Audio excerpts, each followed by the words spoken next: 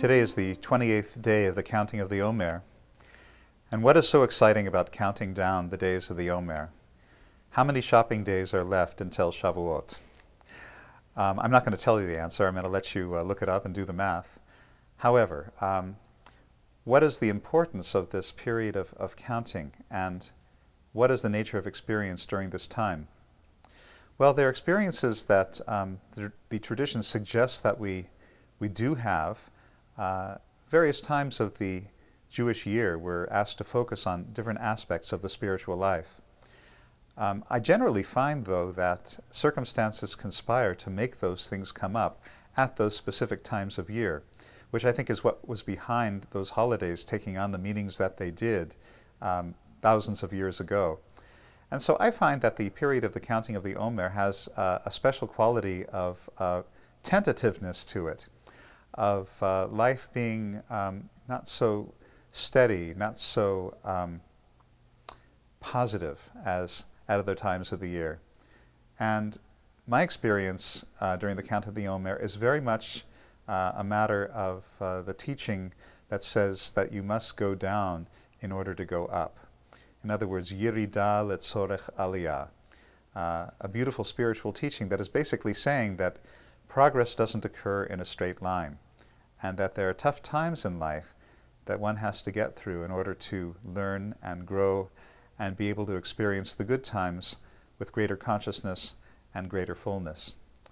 So, what's an example in world history of Yirida letzorech aliyah? Actually, Jewish history is filled with many, many examples, but I'll use the example from world history of World War II.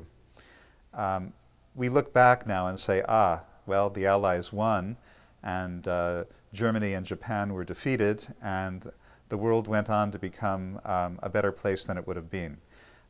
That's easy to say in hindsight. While World War II was going on, it was a very, very dark time indeed, and the outcome was in doubt until fairly late in the war.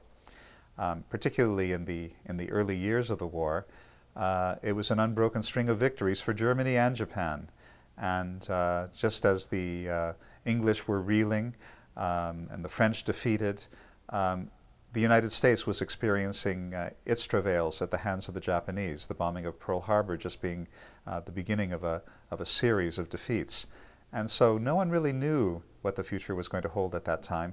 And that was a big sense of Yirida, a big sense of darkness, of the sun, if you will, being blotted out from the sky. Of course, the Holocaust was going on at that time, so millions of Jews, 1.5 million children going to their deaths for no rational reason. So the world was a very dark place at that time.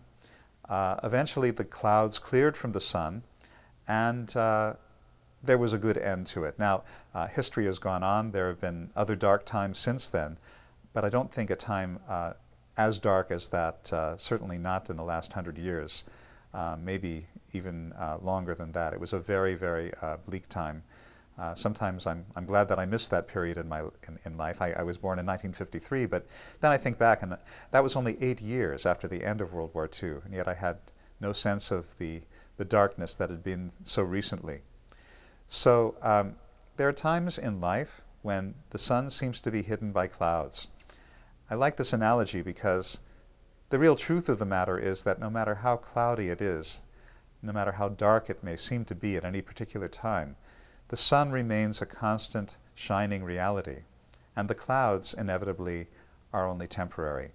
Eventually the clouds shift, or perhaps the clouds rain, or perhaps the clouds snow. But clouds are subject to change, and change means eventually they are no longer obscuring the bright light of the sun, whereas the sun is a constant reality. No matter what the weather happens to be in the Earth's atmosphere, the sun, 93 million miles away, continues to shine as brightly as ever. So what is the sun in human life? What is that light that never, ever ceases? I would call it the light of consciousness. I would also call it the light of God. Consciousness certainly is subject to all kinds of fluctuations, fluctuations of mood and fluctuations of circumstance. Sometimes we go through anxious periods in life, And there is a time and place for everything, as the book of Ecclesiastes tells us. If we are going through a sad time, it's no cause for regret. I always like to say that one shouldn't suffer over one's suffering, but rather one should just suffer and keep it at that. One doesn't need to make it any worse by feeling guilty about it or compounding it in any way. The suffering is enough all by itself. It's just that one should keep in mind that suffering is not the permanent condition of one's life, hopefully. And I also think about the very, very wise words of Rabbi Nachman of Breslov at this time. Rabbi Nachman said, all the world is a very narrow bridge. Kol ha'olam kulo gesher tsar me'od. It's a precarious place. To keep from falling off that bridge is always a question of balance. But then he says, V'ha'ikar lo lefached klal. The most important thing is not to be afraid. So if you wake up one morning feeling anxiety in the pit of your stomach, Rabbi Nachman's approach would be, don't hang on to that. Maybe you have to experience a little anxiety. Maybe that's natural in the circumstances in which you might find yourself. But Rabbi Nachman says, Lo lefached klal. The essence of any matter is not to be afraid at all. And there's a corollary teaching of his in regard to this. He taught that if one is truly in awe of God, then there's nothing else in the entire universe of which one needs to be afraid.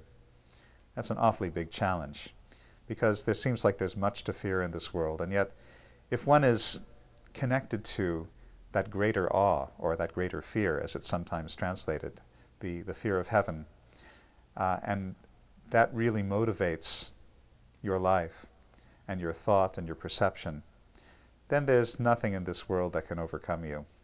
And I want to say that I'm not there yet, but I have the concept, and I want to give you the concept because it can relieve a person of great fears.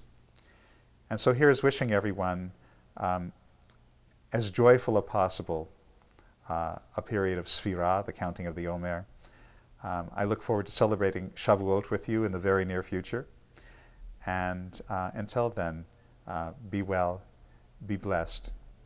Don't forget that the sun is always shining in spite of the clouds. Shabbat Shalom.